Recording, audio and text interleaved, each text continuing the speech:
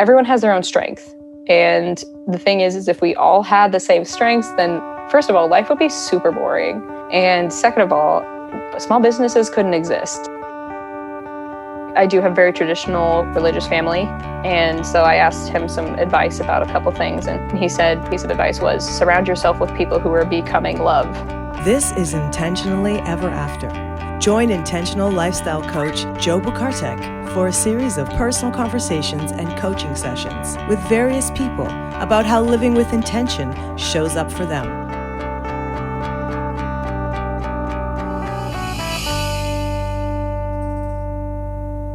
Greetings, everyone. Welcome to another episode of Intentionally Ever After. Today, I'm very, very happy to be rejoined, but joined for the first time on the podcast with Miss Lahni Carney. Lahni, welcome. Hello. How are you? I'm great. It's really great to reconnect and chat with you after all these years. Yes. Lahni, will you kindly introduce yourself to folks? Hi, yes. My name's Lahni Carney, and I am the owner of Clutterless Home Solutions in Denver, Colorado. And that's a professional organizing company, and living my dream life. It's an amazing job. And I met Joe. He was actually my French professor at Colorado State University up in Fort Collins. And when he reached out, I thought, wow, this is crazy. Of course I'll do this podcast as long as it's not in French, because I don't think I could do it all in French. Maybe a little bit. Oh, I think you probably could. For what it's worth, Lahni, I remember you getting very good grades. Oh, thank you. Yes, but I'm grading you on this as well. So oh, good. Well, as we continue. I'm ready. Lahni, we talked a little bit. We've had a couple of conversations now, but what does it mean to you to live intentionally? Well, when I go out to do something for work, I have to set an alarm these days to remember to do it. And so something that is failing in me is my memory. And so in order to be able to fully function in regular life, but also just in this business I've created, is I have to set the intention of do this at this specific time. I need to make sure that these tasks get done, and trying to just navigate, okay, what's the best way for me to figure out to finish those tasks, to be intentional about where I want my business to go. Because, I'm not going to lie, for the first year or two, I was just kind of fly by the seat of my pants with this business, because it was never my intention to be a business owner. And now I can't really think of being anything else. And so trying to learn, and actually, funnily enough, before you reached out to me, one of my goals for this year, 2021, was to be more intentional about my personal relationships, because as a business owner, I spend a lot of time working, and I'm a little bit of a workaholic, and I'm happy to be one because I love it. I love my job. I love getting things just right with my administrative work. Last night I was up doing my profit loss statements and getting all of my expenses organized into a spreadsheet. And I enjoy spending time doing that. And so this year I said, okay, I really want to be intentional about friendship. And so I've tried really hard to make plans with friends and my family, and set aside that time as much as possible to not be doing anything work related as much as I can, because I do have employees that count on me. And if they contact me, I need to be available. But I feel semi-successful at that, because I have fostered some new friendships that I was really wanting to. And, I'm actually currently spending time with my best friend, and she lives in Indiana. And so I spent, Friday traveling out here, and we have spent the weekend together. So that's been really great. Yeah. So how have you been successful in insisting upon these friendships this year?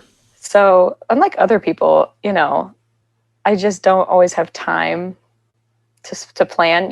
My typical work day is, if I'm on site, is around 9 a.m. until 7 or 8 p.m. Mm-hmm. And that is a very standard, organizing takes a long time, and that's why people don't want to do it, which is great, because then they have us come in and do it. And I have a really fun time. I also have very specific standards. I want everything to be a certain way before I leave. So a lot of times when I'm on site, that means that you're staying longer because I want everything to be just so.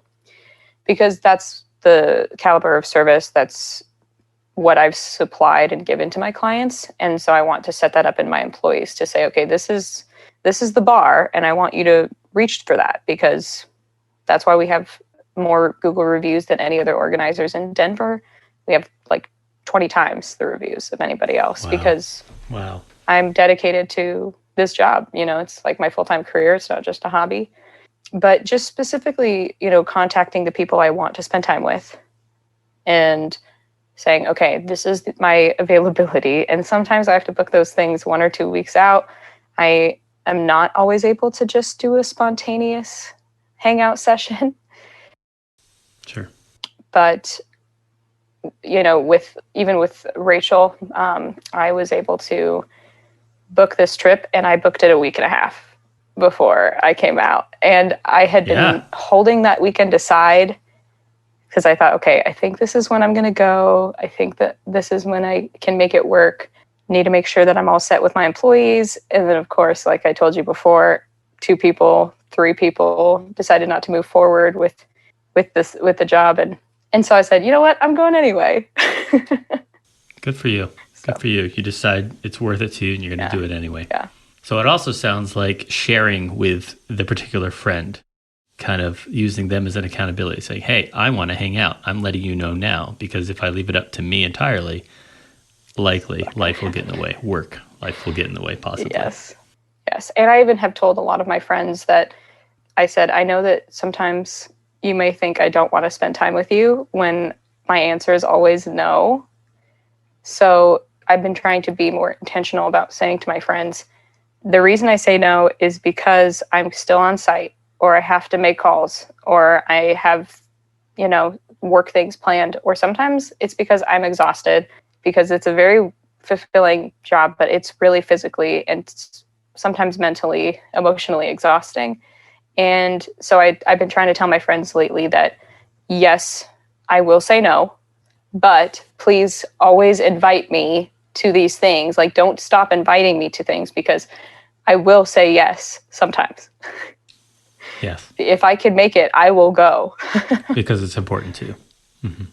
And just like trying to spend time with people who are more in line with kind of the mindset that I want to be in, more positive people, and trying to spend less time with people who are not. I mean, it's not that I don't consider myself a true entrepreneur. My business partner, he is.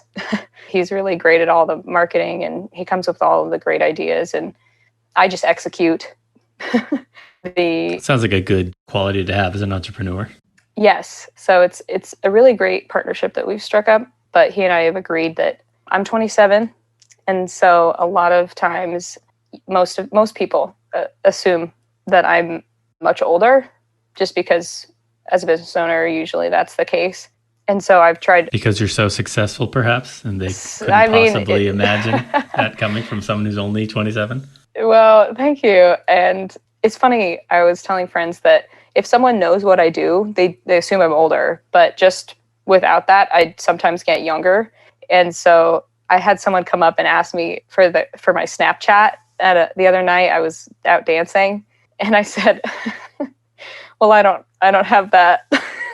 I'm 27, which I know people have Snapchat who are older and my age, but it's just not something I was ever interested in. That's funny. And it's my funny little anecdote. But the people that I've been gravitating towards building friendships with are typically a little more mature, a lot of times older.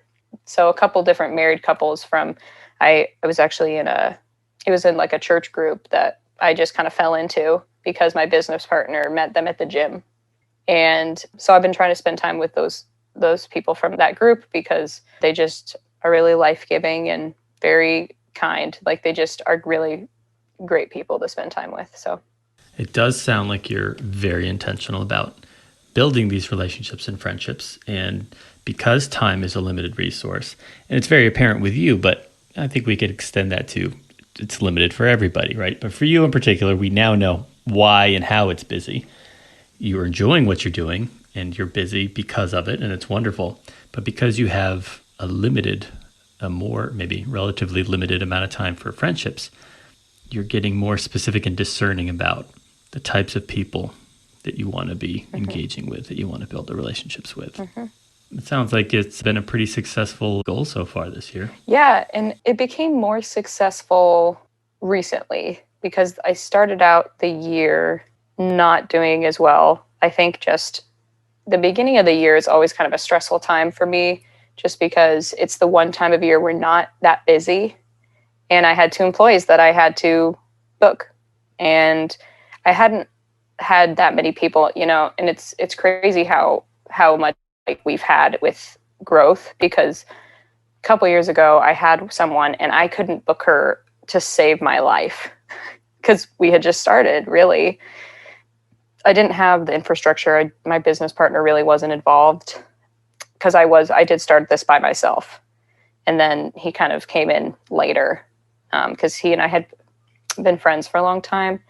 And he's really into all the entrepreneurial stuff. And so everything that he's contributed to the business, I've been really thankful for. But in that beginning time, it was not easy to book people. And so, but this year it was more stressful, but I still want to say like the accomplishment that I had a full-time person and a part-time person, and I could pretty much fully book the full-time person, not fully, but I tried to disperse the hours because the full-time person also does a lot of my social media work. And so I said, okay, I want you to spend more time on that. I'll do on-site stuff. But the part-time girl, I was able to book her, I don't know, maybe 50%. So I basically had one full-time person that was able to fully work versus a couple years ago when I couldn't really book anybody.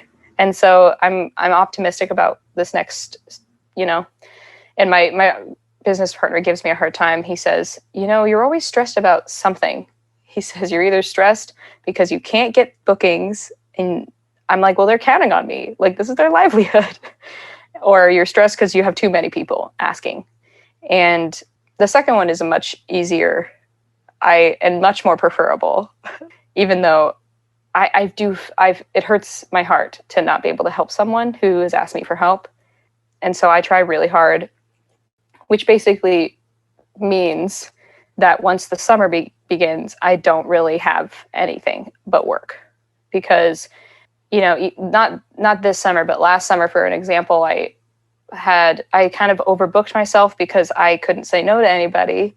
And I was working until after midnight because I would go to like a client's house and then I go to another client's house. Wow. Because I had people asking me to pack them up while they were out of town, and then facilitate the move so that they wouldn't have to come back because it was in the middle of the pandemic. So Right. It was a very busy time last summer. And then this summer has been less busy, but it's been all three of us plus my new weekend person. And we were all working pretty full to what our schedules allowed. And even my part-time girl worked 5 days one week, she usually works 3, but she had the open dates. That's on the cusp of full time, it sounds like. Oh, well, and most of our days are full 10-hour days. So, I mean, the girl who works full time for me, she works almost 100 hours during every pay period, which is like the 2-week period on site. And then, she sometimes has extra off-site time that's, online work. And so it's really, really great. But yeah, just the summer, I didn't do as great of a job spending time with people because it is all I could do not to drown in work, is to basically just survive until the end of the day each day. But it's been lightening up a bit. It sounds like this is a growth problem, right? It sounds like. Yes. Well, I realized too late. So not this point, because I know that I'm a risk averse person. And my business partner is a risk pro person. Yeah. And that's something we have to compromise on a lot, because usually he'll say, do you want to do this? And I'll say, whatever you think is best. Sounds great. But when it comes to hiring people, I am very slow to implement because I get nervous about that time. I think to myself, what am I going to do in January and February with 3 people? What am I going to do with these people? What if I have a great person that is working with us during the summer and has a full-time job. It's great. What if they do an amazing job and they're really a great part of the team, and then I can't provide them with work and they leave? Which he says I shouldn't worry so much about that. Sure. But and it's hard it works, to find right? people. He says it and you stop worrying instantly. Is that how that works? No. Okay. It's something that, I try to not be a worry person. And in general, I wouldn't say that I am. But when someone is depending on me, that is definitely something that affects me a lot. And so Sure. in hindsight, I should have had someone, which we tried several times. Our hiring process can be kind of long, and we have been trying to shorten it up more with different tactics. Like I haven't done this yet, but when I get back from my trip, I'm going to be recording a video that gives a very detailed overview of what the job is and all the different parts of it, so that people can watch that video. And then they have another part that we've already implemented is they have to send in 23 questions, and that'll probably increase with a couple quick questions about the video to know if they've actually watched it. Yeah. And then, this is a very detail-oriented job. Yes. And if someone can't be detail-oriented in those first few tasks, then I don't consider them. But right. It's a good filter. Yes, it's a good filter. And I also, tell people like this is it when it comes to hours. And if unfortunately people who like a lot of moms have been applying lately, and I would love to hire them, but they have to go and pick up their kids at 3, and I just can't. Mm-hmm. That's not part of this job. They have to work until at least 6 or 7 most days. And so just trying to shorten up the process a bit more. But we also do an audition process. We don't hire until after they've already done work on site, because this is a very specific kind of job. It's not something you can prove you can do on paper. You have to actually do it in person, and I need to see how well you work with the team. So they do an audition day and then 3 to 5 days of training. And then if they do the different types of jobs and they like it and we think they do a good job, then we ask them to be a part of the team. Like, we invite them to join the team.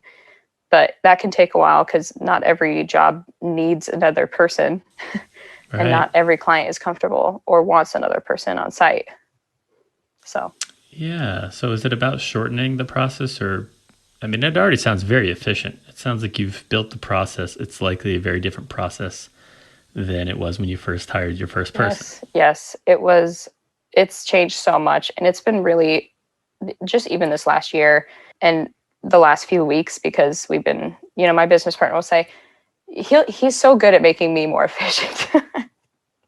Because I used to do in-person consultations, and now I switched to video consultations, and that would take 15 minutes. Now I have them send me photos before we even get on the phone, and I look at them, and then I call them back, and I can typically get the call done in less than 10 minutes. And so it's been really being intentional about making my time more efficient, because then I can sell more. I can spend more time doing other things, because I'm the main salesperson. I mean, nobody else in the company currently does that. And so that's really what I need to do. And in between June and July, I wrote down all of the people that had reached out to us, but not just, I didn't count any of the lead sites, because I've actually had to turn all those off, but just through our Google search and the people who are coming in through our website, I got probably 150 requests within June to July. I mean, just approximately. It was like a full piece of paper front and back. And with that, plus other people who had requested, because we have clients who are ongoing, and we have some clients who come from different places, like lead sites or referrals. But just through that, I was only able to book 10 of those people, not because I couldn't sell them, but because I didn't have time to keep following up with them all. So that's something that is a learning lesson of, okay, I should have had someone in training.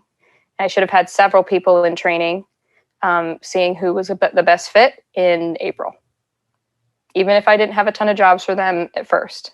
And then May, we get blasted. And then basically it's like that until September. So yeah. Well, it sounds like there's no way you could have known until you went through it. Right. And even if you knew, you didn't know to the extent that it had an effect. Very busy. I was able to, and selling has become so much easier.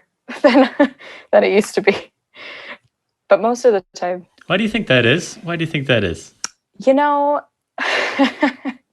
my business partner and I talk all the time about what it was like in the beginning.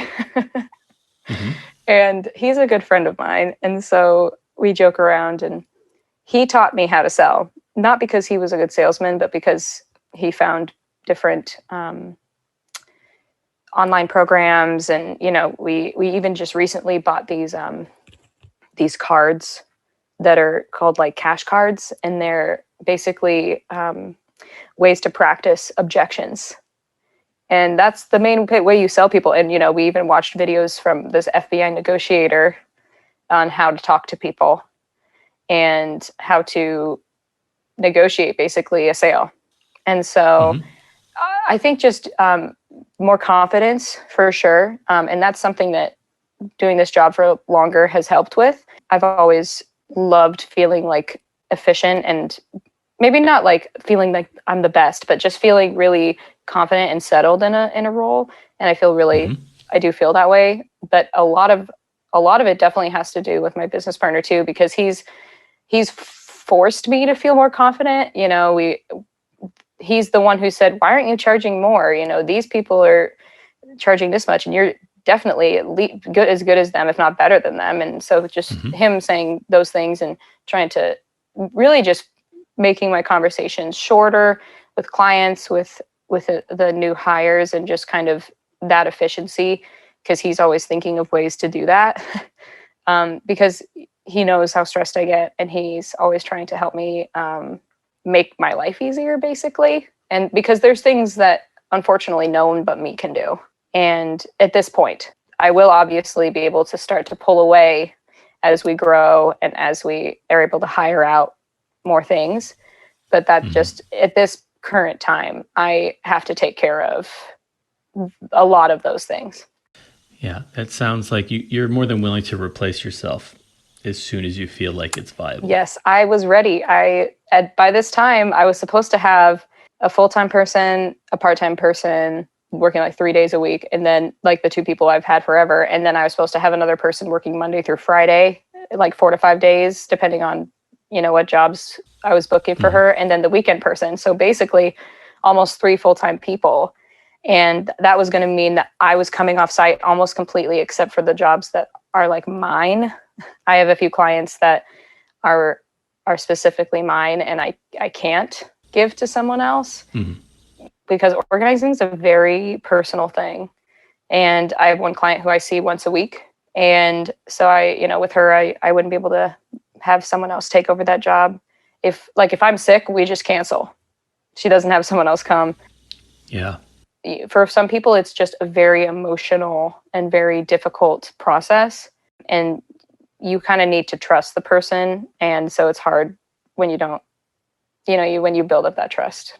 Yes. I'm glad you brought this phenomenon up here, because this is one of the big reasons, other than, I have fond memories of having you in my class. But the reason I reached out to you to ask you to be on with me is the parallel I see in the stuff that I do, as a life coach and personal organization that you help people with, it being a very personal process, and how you essentially are just helping people create a structure and a system that makes sense for them, it sounds like. Yeah, no, that's definitely it. It depends on the person. Sometimes we just go in, do the project, and we leave, and we never go back. Yeah. And some people, I have one person that I've worked for him for maybe close to 2 years now. And I see him every other week. At first it was once a month, but then during the pandemic, he fired his cleaning people because didn't want anybody coming over, and they would spend a larger group of people. And so, but he still had me come because he's a very interesting person. He has some issue from like a car accident years and years ago. And so he needs things to be the same. Like he needs routine. Yeah. Because of, the trauma, the head trauma that he experienced in that accident. And so I see him every 2 weeks and clean and reset his apartment every 2 weeks. So his house stays basically perfect all the time, because except for during that, towards the end of those 2 week period, maybe. Sure. And so I go in and I spend, because I do have a month-to-month subscription. So he's on that. He's just every 2 weeks instead. Yeah. Yeah. It seems like a lot of people would benefit from that kind of a recalibration. It is, and a lot of our clients, there's lots of different reasons. Some people, they can't stay organized because they just don't understand it. Like their brain does not understand organization, which is totally fine because I am really horrible at cooking. And some people are really, really good at cooking. Like my sister-in-law isn't, maybe she'll see this, which is fine, but she's not very organized, and that's fine because she is the most phenomenal cook ever. Like she can make something out of a tortilla and like a can of beans and like sour cream. I guess I'm telling you the ingredients for tacos right now. Anyway, she can make anything out of like nothing in the fridge, and it tastes amazing every single time. And I can't even like make a Stouffer's lasagna without burning it. Like, and that's the thing is I tell my clients all the time is everyone has their own strength. And the thing is if we all had the same strengths, then first of all, life would be super boring. And second of all, small businesses couldn't exist because if everyone knew how to make their own clothes and do plumbing or electrical work, then, and some people are really gifted in all those areas. And I tell clients that I just happen to be gifted in this one and can teach you how to be better at it. But it's definitely a habit thing. So. Yeah. So speaking of habit, what is one change in your habits that has had an exponential payoff? What is changing my habits? Well, so actually something that Rachel mentioned to me, she suggested to me, is I have this ongoing list of things I always have to think about. And so I made a list in my phone and I titled it, funnily, my ongoing list of death, because it's like a bunch of tasks that are just annoying and I always have to get done. And I do that because if adding humor to it makes it easier. And so I have this list and I have it so that you can like click the bubble and then it goes down to the bottom. And so, because that's a function on the iPhone that you can do, which is nice. And so doing that, even just the last month, has kind of helped me get a lot done, even just personally, because if I think of anything, I think, oh, I need to send this over to Joe. Oh, I need to go and order these checks. I need to send this invoice. I put it on that list. And then when I'm sitting around thinking, what can I do right now with my time? I go to that list and I look through it. I say, what can I reasonably get done right now? Yeah. So that's been good. She actually has like a really great little system that I haven't fully implemented everything, but she says she like has a time where she plans. She sits down with her list and she plans her week. And she puts all of these things that she wants to do on her list on her week. And then she makes sure that she plans for her next planning period. And I think, wow, that's a really great system. It's not something I've been able to do, but another thing I've done since I've talked to you last is I always make sure I have at least one day off that I'm not doing work other than if people call me on my phone. I don't do any intentional work. Yes. And I have one day a week that is my administrative day, and I'm very protective of that day. If I have to book a client that day, I will move my administrative day to another day that week if I have the availability, and then I spend that day. Instead of deleting it or ignoring it, you will move it. Yes. So it still happens. Love it. Love it. So I guess I kind of think of this as totally separate, but I also have felt not really like out of shape or like horrible, but I just felt really good in college. Obviously, I was in college, but I was working out at least 5 days a week, teaching gymnastics 2 days a week, dancing 2 days a week, and biking everywhere. So I was in physically the best shape ever, probably. Sure. And I've always been athletic. Like I was a gymnast and a cheerleader, and I did all of those things in high school. But lately I've been feeling definitely more lethargic, not as strong. And this job, you need to be physically fit, and I need to be strong because the other girls aren't as strong. And so I need to be there to help with those things. And so I actually just recently, it's about a month now that I have hired a personal trainer. And so on my administrative days, like my hour from 2 to 3 is I go to see her and we do a workout, and then she plans my week. So then she says, okay, you worked out with me on Monday. You're going to do this on Tuesday, this on Wednesday, this on Thursday. And I've been to the gym more times in the last month than I have in the last 6 months combined. That's great with that extra accountability. So that's been good. Yes. So accountability is a big thing for me because my friends, we made an accountability text stream. Uh-huh. And the only thing on that text stream is, hey guys, look, it's our accountability text stream. Uh-huh. And nothing else, because we just, the thing is my trainer is not my friend. Like, she is a really great girl and I do like her as a friend, but she can see the food that I'm consuming. She can see whether I'm doing my workouts or not. And I have always been someone where I'm a huge people pleaser. That's probably why I do what I do. And I don't like getting in trouble. I've always had this like insane fear of it. I was like definitely like a goody two shoes all throughout high school. And the things that get you in trouble, I never had a big interest in. Like, I didn't go to a single high school party, and I was totally happy with that. I didn't want to go. And I went to a few in college, but I thought, what's the allure of this? And people tried to tell me, but I didn't feel it. I'm sure they tried to convince you as well along the way. Yeah. Mm-hmm. But I was just never interested in things like that. And that has helped, I think, a lot with the business because... For sure. Yeah, you have different distractions than the average person, perhaps. Yes, because I'm just not interested in that. And I don't judge people who want to go and do that with their time. That's totally fine with me, like, whatever. But now, instead of going out the other night, my roommates were like, what are you doing right now? You're actually home. And I said, well, I finished with work early, but I'm leaving again because I have to go to the gym. It's like 9:30 p.m. I'm like, I have to do my workout. Yeah. It's on your list of priorities. She's going to see. Yes, the accountability. Qualified accountability, right? You talked about your friends, and hey, friends are great because they're easy access, right? And they care about you. What a great place to start with some accountability. But to your point, they're your friends, and they've got their own stuff going on, and they don't want to, they know how busy your life is. They're not going to give you a hard time about this, that, or the other. And in some instances, they're not even going to text about it. No. So that's where, unfortunately, it doesn't fall apart. It doesn't work well as an accountability system. And hey, if you have a group of friends that does do it, more power to you. But many people consistently don't have that. And it's, Well, and it's so good for you for going and getting what you need to get to where you want to be. So that's been really great. And I actually, the couple I'm staying with, my best friend and her husband, he is in residency, and he was asking me about my new training program. And I was showing him the app that I use with her and like how she shows me all of the workouts.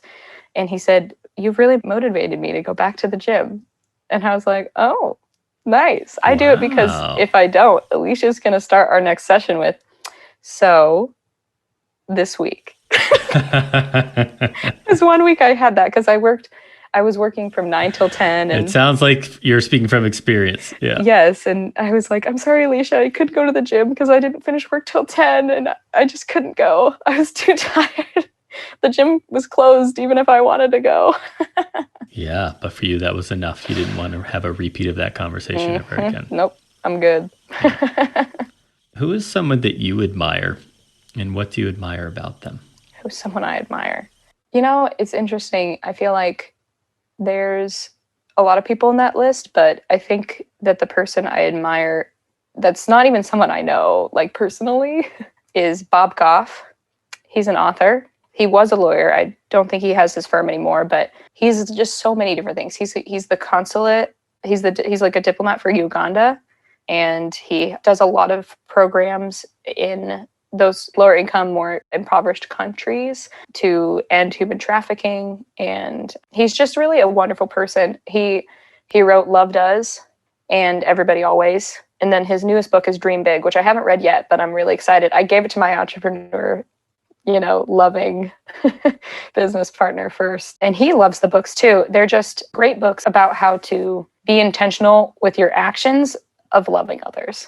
And You would love these books. You should definitely read them. Yo, I'm taking notes. Yes.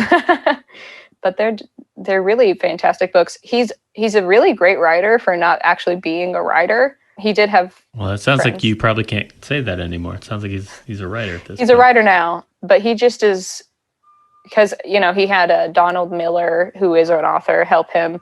I haven't read Donald's books yet, but, you know, if Bob recommends them, like I've read Bob's books and then I've already read them. I had already read them, but then a couple of years later, like, you know, recently, like now, I read them again because I recommended them to a friend who was going through a really hard time. And seeing him change so much from the books and get so much out of them kind of refreshed my interest in them. And so I read them again and I thought, you know how sometimes you need to see or read something or hear something at a specific time? You sometimes hear something is not meant for that time. It's very interesting. And, you know, they are Christian-based books. And so, but the thing is they're not religious books. I would not put them in the category with other religious books, because the way that Bob describes, because the friend that was going through the really hard time, he was like an anti-Christian. He didn't hate Christians, maybe, because he says he doesn't hate anybody. But he said, I was the only person who described himself as a Christian that he liked. And I was really flattered by that, because I was like, well, when we first met, you maybe wouldn't say the same thing, because I had my own journey of learning what it truly meant to me to have a relationship with Jesus. And so I do tell people, you know, sometimes he mentions Jesus a lot. It's basically a part of the book because he teaches you how to love others, and he uses Jesus as an example. Mm-hmm. And so it was interesting because this person who read these books, he told me, you know what, if all Christians acted like this guy, I think there would be way less problems. He was like, I might be one myself, because this guy is just so, I don't know, he's awesome. He's so funny and whimsical. And his books are such an easy read because he just tells stories about his life. And I'm like, he has lived such a fantastic life. And he's obviously, he's older, like he has 3 like fully grown kids, and, you know, he's lived longer than I have, but it's just, I want to live a life like him because he's intentional about things, but also because, I don't know, he surrounds himself with people. His number is in the book, like his personal cell phone number. And part of the book is talking about how he always answers calls. Like he doesn't put anything to voicemail.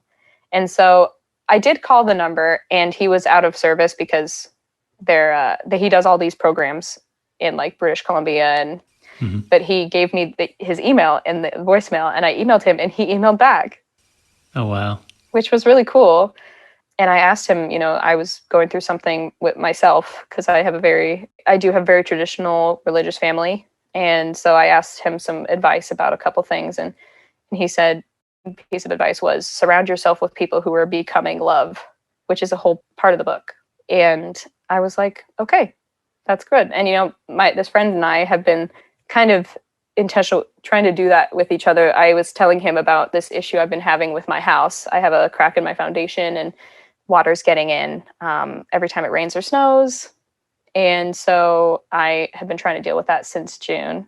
And my property management company for my HOA is doing a less than mediocre job, and standard.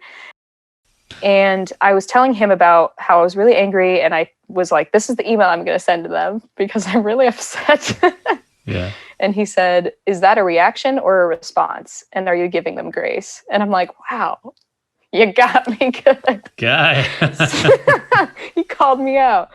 And I told my definitely. cousin about it. And she was like, oh, I'd get so mad if someone did that. And I said, yeah, but that's the thing. Like, we're doing that, trying to do that for each other. So I can't be mad. Form of accountability. What do you imagine some people admire about you? This is always such a weird thing to answer because it feels weird to like toot your own horn. Okay. Well, can you answer it without tooting your own horn? Yes. This is what you imagine some people would, not what you think about yourself. Okay. So something that, I mean, Rachel is such a wonderful friend that she's always pointing things out that she would maybe admire in me. I think that's, you know, we've known each other into our entire lives because we're also cousins. and I was born only 11 days before her. So we've been together a long time now. And she said, part of what she maybe, admires about me is patience. I do have, for a lot of situations, I have a pretty high threshold for patience. And I think that assists me a lot in my job. And my desire to help people, that's something that I actually hate about myself sometimes. Ooh. Because, feeling as much empathy as I sometimes do hurts. Yeah. Like homelessness really affects me. Seeing people, that's what I think, the whole part of my company with helping people is why this job has become so successful, because like my main goal is for that person to receive the help that they want. It's great that it's organizing that they need to be helped, but it's crazy. Like a lot of our clients will just cry at the end of their job because they, and they'll tell us like, you're changing people's lives with this work. And I do feel that's true in some situations, not all. Sometimes it's just, to make it look pretty or to make it more functional and easy for like a family to use. But yeah, just, I guess my desire to help others. That's awesome. I'm trying to pause for effect here, not to make them feel uncomfortable. I think it's wonderful. Sounds like some pretty intrinsic motivation, when there are not tears. Yeah. And when there are tears, it becomes a little more obvious, perhaps. Yes. I mean, most of the time I know why they're reaching out for the work. And as we've become more well-known, I mean, it just depends. We've been getting a lot of requests for people who might be considered hoarders, or at least on the hoarder scale. Mm-hmm. And I have some people that when they reach out, I make the request that they also hire someone who has worked with hoarders, but who's a psychological, like a therapist or a psychologist, because, I've worked for people where I do the work and then they don't keep it up. And I can't ethically keep going back to someone like that. Right. It just feels wrong to do that. I want them to get the help that they need, and it doesn't feel like they are. And so I don't feel equipped to do that. And so I don't want to keep using them. And so some people I've had to say no, which is the hardest thing ever for me. That's a tough boundary. Yeah. But you're doing it out of respect, it sounds like, out of integrity. I mean, I'm trying to. Some people, I think, okay, they're on the, maybe look like they're on the scale, but I can help them. But it just tends, like sometimes, I'm thinking of kind of honestly, I have two specific people in mind. And, I really want them to get to the point, but we got them to a point where their house was fully ready and done. They were pretty much at an organizational foundation, which is what I have termed getting everything where it needs to go, and everything has a home, and where everything's supposed to go. And it's much easier when you get to that point. If you're in like this weird limbo where you don't know where everything is, then obviously you're not going to care where you set things down because there's no dedicated space. But we got those people to that point and they just went right back to where they were before. And some people, they get like a little bit messy and then they're able to figure it out, or, like we still go in for that month-to-month subscription, but it's more than that. And so putting up that boundary of, okay, and part of it was my employees telling me, Lahni, we cannot do these jobs. Like we need outside assistance. And so we've had some people who've needed social workers who've come in and contacted us about their clients. And I say, I am happy to help them if this other person is present, but they have to be on board with that or I have people who reach out for their friends or their family members. And I say, I will not do this job unless that person is fully aware this is happening and fully ready. Like if they're not wanting to do it, I'm not going to do it.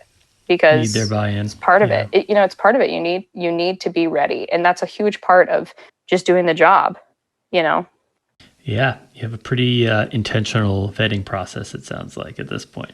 I try. Yes, well, it's very clear.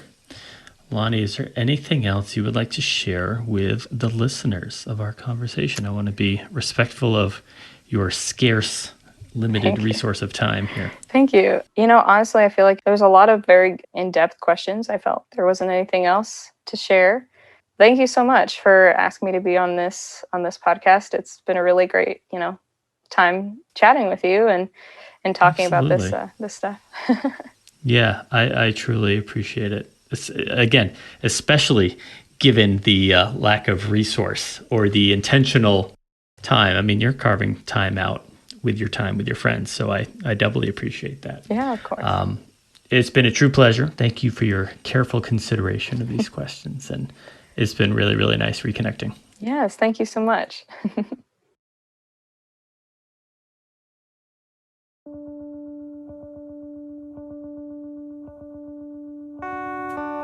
This has been Intentionally Ever After, hosted by intentional lifestyle coach Joe Bukartek. If you would like to have your own intentional conversation with Joe on or off the air, visit intentionallyeverafter.com. Thanks for listening.